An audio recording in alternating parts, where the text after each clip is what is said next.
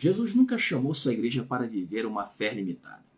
Ele nos chamou para revelar o reino de Deus em sua plenitude. Antes de subir aos céus, Cristo fez uma declaração que desafia a lógica humana. No Evangelho de João, capítulo 14, versículo 12, em verdade vos digo, que aquele que crê em mim fará também as obras que eu faço, e outras maiores fará. Porque eu vou para o meu Pai. Agora observe que essa não foi uma promessa apenas aos apóstolos. Foi uma palavra para todo aquele que verdadeiramente crê. Enquanto muitos esperam apenas chegar ao céu, Jesus nos ensinou a trazer o céu para a terra. Ele curou os enfermos, expulsou os demônios, ressuscitou os mortos, multiplicou os alimentos e acalmou tempestades e restaurou vidas que estavam quebradas. E surpreendentemente declarou que seus discípulos fariam obras ainda maiores. Não porque seriam maiores do que ele, mas porque o Espírito Santo seria derramado sobre toda a igreja, alcançando todas as nações simultaneamente. Se lembra, no dia de Pentecostes, como a palavra de Deus diz, que essa promessa começou a se cumprir? Em Atos dos Apóstolos, capítulo 8, mas recebereis poder ao descer sobre vós o Espírito Santo, e sereis minhas testemunhas.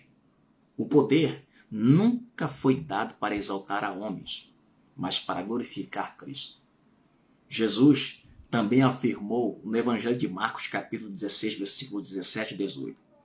Estes sinais seguirão os que creem, e em meu nome expulsarão demônios, falarão novas línguas, imporão as mãos sobre os enfermos, e eles serão quê? Curados. Observe, os sinais seguem os que creem. Os milagres não são o objetivo, são a consequência de uma vida totalmente rendida ao Senhor. A igreja primitiva compreendeu de uma forma muito especial essa verdade, como diz em Salmos de número 60, verso 12. Em Deus faremos proezas. Pedro levantou o paralítico, Paulo ressuscitou um jovem, sombras curavam enfermos, lençóis naquela época eram instrumentos de milagres. Tudo isso porque Cristo continuava operando através do quê? Do Espírito Santo. Em Hebreus capítulo 13, versículo 8, Jesus Cristo é o mesmo ontem, hoje e eternamente. O mesmo Jesus que abriu os olhos dos cegos, continua abrindo hoje. O mesmo que libertou endemoniados, continua libertando. O mesmo que venceu a morte, continua trazendo vida sobre esta terra. A pergunta não é se Deus ainda faz milagres, prodígios ou maravilhas.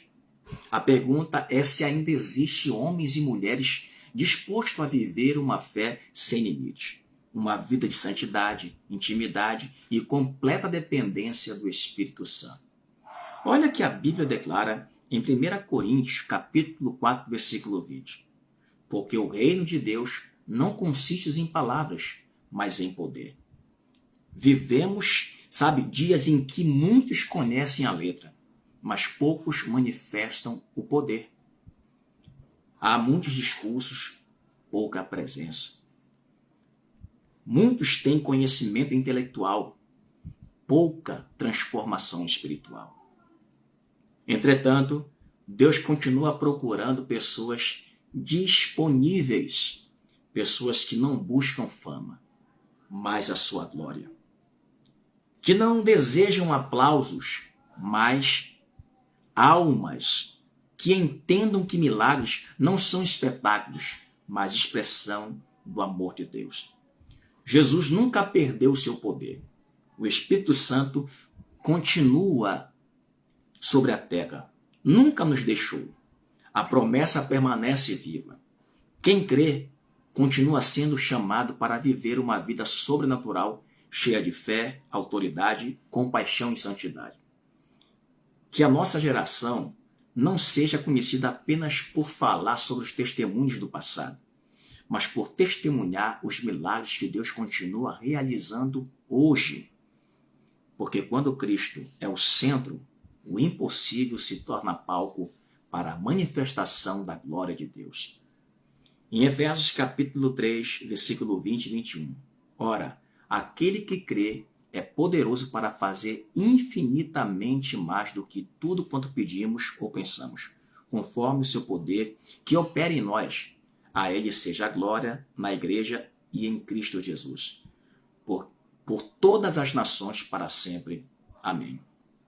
Deus abençoe e até a próxima mensagem.